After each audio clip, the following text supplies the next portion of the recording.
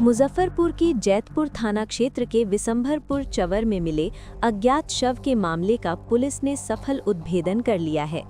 इस हत्याकांड में शामिल 3 अभियुक्तों को गिरफ्तार किया गया है। हत्या का कारण पैसों के लेन देन को लेकर हुआ विवाद बताया जा रहा है। ग्रामीण एसपी राजेश सिंह प्रभाकर ने बताया कि 5 फरवरी की सुबह जैतपुर थाना क्षेत्र के विशंभरपुर चौर में एक व्यक्ति का शव मिलने की सूचना पुलिस को मिली थी। सूचना मिलते ही जैतपुर थाना की टीम मौके पर पहुंची और आवश्यक जांच पड़ताल के बाद शव को कब्जे में लेकर पोस्टमार्टम के लिए अस्पताल भेजा गया। सोशल मीडिया और स्थानीय लोगों की मदद से मृतक की पहचान पारू थाना क्षेत्र के रतवारा हत्था गांव निवासी सुनील ठाकुर के रूप में हुई। वर्तमान में वो बिजधारी निजामत थाना बिजधारी जिला पूर्वी चंपारण में रह रहा था। मृतक की पत्नी के बयान के आधार पर जैतपुर थाना में मामला दर्ज किया गया। मामले की संवेदनशीलता को देखते हुए एसएसपी के निर्देश पर ग्रामीण एसपी और सहायक पुलिस अधीक्षक सरैया के नेतृत्व में एक विशेष टीम गठित की गई। इस टीम में बिहार एसटीएफ, जिला आसूचना इकाई और जैतपुर थाना की पुलिस को शामिल किया गया।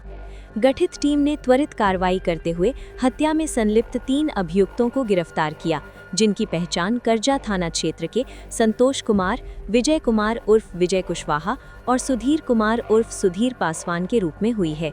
पुलिस जांच में ये सामने आया है कि अभियुक्तों ने पैसों के लेन देन को लेकर हुए विवाद में सुनील ठाकुर की हत्या की। हत्या के बाद साक्ष्य छिपाने के उद्देश्य से मृतक के कीपैड मोबाइल फोन को जलाने का भी प्रयास किया गया। तीनों से पूछताछ के बाद घटना में इस्तेमाल पिकअप वाहन और मृतक का कीपैड मोबाइल फोन जली अवस्था में बरामद किया गया। ग्रामीण एसपी के अनुसार अभियुक्तों का आपराधिक इतिहास खंगाला जा रहा है और मामले में आगे की कार्रवाई की जा रही है। 26 को पारू जैतपुर थाना क्षेत्र में एक अज्ञात शव बरामद हुआ था और इस अज्ञात शव के बरामद होने की जानकारी मिलने पे थानाध्यक्ष के द्वारा विलम्ब वहां घटनास्थल पर जाकर और इसकी सूचना सीनियर ऑफिसर्स को भी दी गई थी और एसडीपीओ सरैया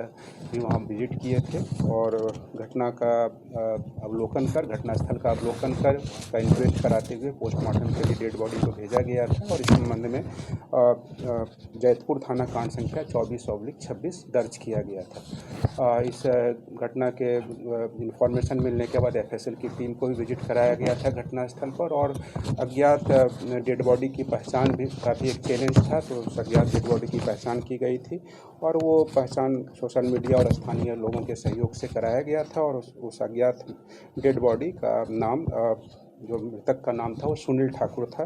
जो पारू थाना क्षेत्र के रतवारा गांव का रहने वाला था।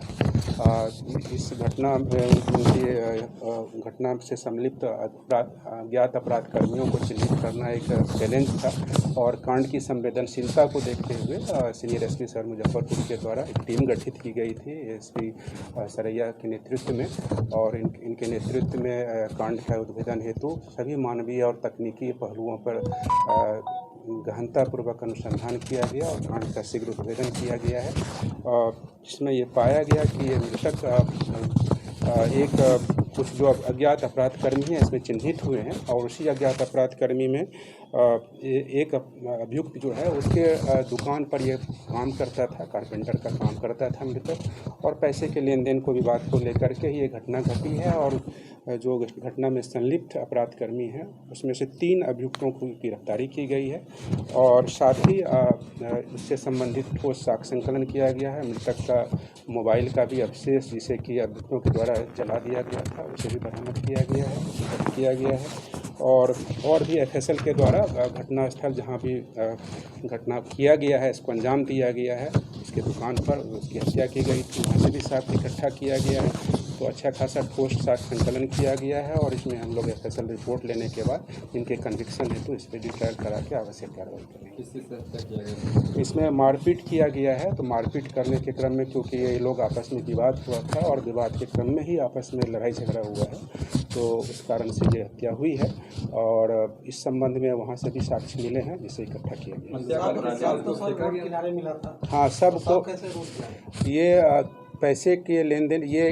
एक अभियुक्त जो है वो उसका दुकान था वहाँ पे लकड़ी का ही वो कारपेंटर का उनका अपना दुकान है, वहाँ कई मिस्त्री काम करते हैं। ये व्यक्ति भी चला गया था सिलीगुड़ी काम करने के लिए, लेकिन साल में 2-3 महीना इसके यहाँ भी आकर काम करता था। तो घटना से 2 दिन पहले ये फिर एक बार लौट कर आया था और वहीं काम कर रहा था इसके दुकान पे, और पहले से कुछ पैसे के लेन देन का भी विवाद था। इसी लेन देन के विवाद के क्रम में लड़ाई झगड़ा हुआ है और इसकी हत्या करने में उस दुकानदार का भी भूमिका है। और साथ साथ जब हत्या हो गई इसके दुकान पे तो फिर सबको डिस्पोज करने के लिए, डेड बॉडी को डिस्पोज करने के लिए पिकअप का मदद लिया गया। उस पिकअप चालक को भी हम लोगों ने उसमें न्यायिक हिरासत में भेज रहे हैं, उनको गिरफ्तार किया गया है। पिकअप भी बरामद किया गया है। जहां घटनास्थल पर जो डेड बॉडी को डिस्पोज किया गया था, इन लोगों की निशानदेही पर उस घटनास्थल को चिन्हित किया गया है। इस बीच में जहां पर कुछ कपड़े फेंके गए हैं अभियुक्तों के द्वारा, क्योंकि उसमें कुछ और भी प्रदर्श वगैरह थे, वो भी बरामद किया गया है। साथ ही जिस घटनास्थल पर जहां जिस तरह से ये घटना को अंजाम दिया गया है और भी जो लोग इसमें संलिप्त पाए गए हैं उनके बारे में बताया गया है। तो एक अच्छा खासा ठोस साक्ष्य संकलन हुआ है और इन 3 अपराध कर्मियों को न्यायिक हिरासत में लाश को पूरा ठिकाने लगाने की कोशिश की गई। हाँ, तो इसमें हत्या करने के उपरांत साक्ष्य को छिपाने के उद्देश्य से डेड बॉडी को इन लोगों के द्वारा डिस्पोज किया गया था। लोग सब शामिल है इस हत्याकांड में टोटल 5 लोग शामिल हैं, जिसमें से 3 की गिरफ्तारी हुई है और जिन्हें न्यायिक हिरासत में तीनों का कुछ क्रिमिनल रिकॉर्ड, वो क्रिमिनल रिकॉर्ड हम लोग इसमें डिटेल्ड जो है सो ये निकाल रहे हैं। फर्दर अनुसंधान में रिकवरी में जैसे घटना में जो पिकअप जिसका यूज किया गया है, जिससे कि डेड बॉडी को डिस्पोज किया गया है घटना कारित करने के बाद अभियुक्तों के द्वारा, वो बरामद किया गया है। साथ ही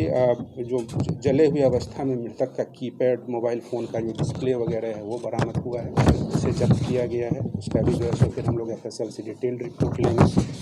साथ ही घटनास्थल से